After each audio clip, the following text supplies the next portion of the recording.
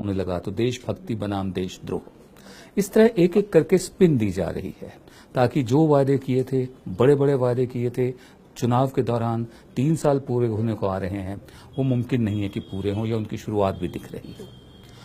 Latest spin जो है अब ये है कि प्रधान सेवक नरेंद्र मोदी से ध्यान हटाकर पूरा ध्यान योगी आदित्यनाथ की तरफ दिया जा रहा है कि उन्हें यूपी का मुख्यमंत्री बनाया गया है।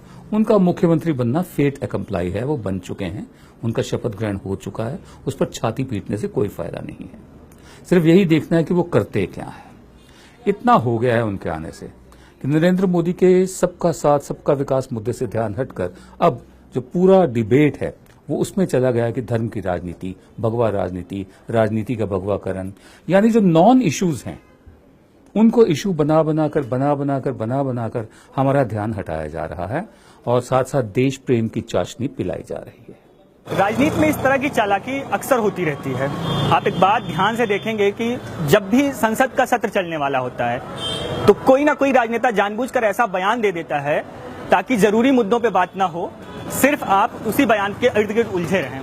अभी यूपी चुनाव चल रहा था, यूपी चुनाव के बीच में सिलेंडर गैस और तेल के कीमतें बढ़ाई गई, लेकिन आप शमशान और कब्रिस्तान में इतने उलझे रहे कि आपको पता भी नहीं चल पाया कि कब तेल की कीमतें धीरे से बढ़ा दी गई। नरेंद्र मोदी इस तरह के मास्टर आदमी हैं, वो अक्सर ये काम करते रहते हैं। जब भी सरकार को की कोई नाकामी सामने आती है तो वो जानबूझकर कोई दूसरा मुद्दा, संप्रदाय का, राष्ट्रवाद का, देश प्रेम का कुछ ना कुछ ऐसा उछाल देते हैं। योगी आदित्यनाथ को सीएम बना के भाजपा ने एक बार फिर से इस बहस को दूसरी तरफ मोड़ दिया। विकास का वादा करके वो आए थे, लेकिन अब इस बात की खबरें आ रही हैं कि कैसे वो अपने मुख्यमंत्री आवास में शुद्धि करवा रहे हैं, क्या कर रहे हैं। इस तरह से मीडिया का ही पूरा ध्यान हटाया जाता है। ये सिर्फ सरकारी मीडिया वाले और दरबारी मानने को तैयार नहीं है कि हमारी अर्थव्यवस्था की हालत खराब होती जा रही है, दिन ब दिन खराब होती जा रही है। अर्थव्यवस्था के फ्रंट पर सरकार अभी तक फेल रही है। डीमोनेटाइजेशन की डिबेट भले ही थोड़ी दब गई हो चुनावों के शोर में, लेकिन उसके असर दिखना शुरू हो रहे हैं। ज्यादा से ज्यादा लोगों की नौकरियां जा रही हैं, छोटे और मंझले उद्योग बंद हो रहे हैं। लेकिन ये दरबारी हैं और सरकारी मीडिया वाले हैं जो नहीं मानेंगे इस बात को। मैं कुछ तस्वीर आपके सामने पेश करता हूं। नरेंद्र मोदी सरकार का आधे से ज्यादा समय बीत चुका है, 3 साल होने को आ रहे हैं। बाकी के बचे हुए सालों में जितनी गति से ग्रोथ हुई है या डेवलपमेंट हुई है, उससे दुगनी गति चाहिए होगी यूपीए की जो गति थी, यूपीए की जो परफॉर्मेंस थी, उससे मिलने के लिए। जो हमारा मैन्युफैक्चरिंग सेक्टर है उसको 4.2% के हिसाब से बचे हुए 2 साल और 2 महीनों में आगे बढ़ना होगा, जबकि इस वक्त वो 2.2% है। खेती का जो उत्पादन है वो 2.1% कम हुआ है 2014 से 2016 के बीच। उसको कम से कम नहीं तो 5.6% दर से बढ़ना होगा। उसके अलावा जो हमारा निर्यात है सामान का और सर्विसेज का, वो 4.7% के हिसाब से 2014-2016 में कम हुआ है। यूपीए के टाइम पर ये 9.1 था। बहुत सारे एक्सपर्ट्स का मानना है कि मोदी सरकार के लिए यूपीए के इकोनॉमिक रिकॉर्ड को मैच कर पाना अब मुश्किल होगा, क्योंकि करेंसी का डिमोनेटाइजेशन कर दिया गया था, नोटबंदी कर दी गई थी। ये बात और है कि उसको भी स्पिन दे दिया गया था कि देश प्रेम की खातिर किया है, ब्लैक मनी खत्म करने की खातिर किया है। ब्लैक मनी तो खत्म हुई नहीं, वो तो वापस बैंकों में आ गई। अब वो बैंकों की लायबिलिटी बन गई है, वो बैंकों का पैसा नहीं है, बैंकों को उस पैसे पर इंटरेस्ट देना है।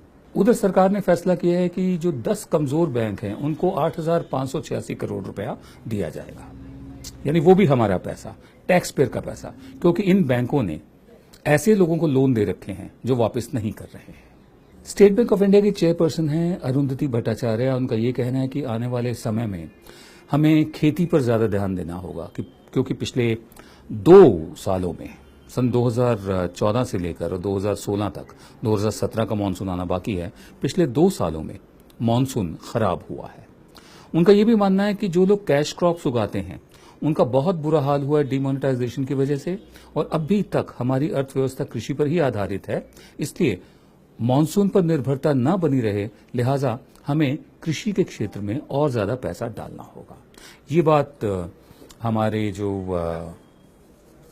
सरकारी इकोनॉमिस्ट हैं, अर्थशास्त्री हैं, उनकी समझ में क्यों नहीं आती, जबकि ये बात सालों साल से चली हो आ रही है। हम बचपन में पढ़ते थे कि निर्धन व्यक्तियों से बसा हुआ भारत एक धनवान देश है और भारत गांव में बसता है। अर्थव्यवस्था कृषि पर आधारित है, कृषि मानसून पर निर्भर है। यूं तो वादा था कि हर साल 2 करोड़ नई नौकरियां तैयार की जाएंगी, लेकिन सन 2015 तक सरकारी आंकड़ों के मुताबिक ही सिर्फ 1,35,000 नई नौकरियां बनी हैं, और जो गई हैं नोटबंदी की वजह से वो इससे कहीं ज्यादा गई हैं। वायदा तो ये था कि अगले 7 साल में 40 करोड़ भारतीयों को नौकरी के काबिल बना दिया जाएगा, उन्हें नौकरियां मिल जाएंगी स्किल इंडिया कार्यक्रम के तहत। लेकिन अभी तक सिर्फ 85,000 लोग ही नौकरी के काबिल बन पाए हैं। दूसरी तरफ प्राइवेट सेक्टर पैसा नहीं लगा रहा है, इन्वेस्टमेंट नहीं कर रहा मैन्युफैक्चरिंग में जितना उसे करना चाहिए। तीसरी तरफ लोग अपना हाथ रोक कर बैठे हैं, परचेजिंग पावर अपनी रोक रखी है उन्होंने। यानी अर्थव्यवस्था के स्तर पर अहंकार और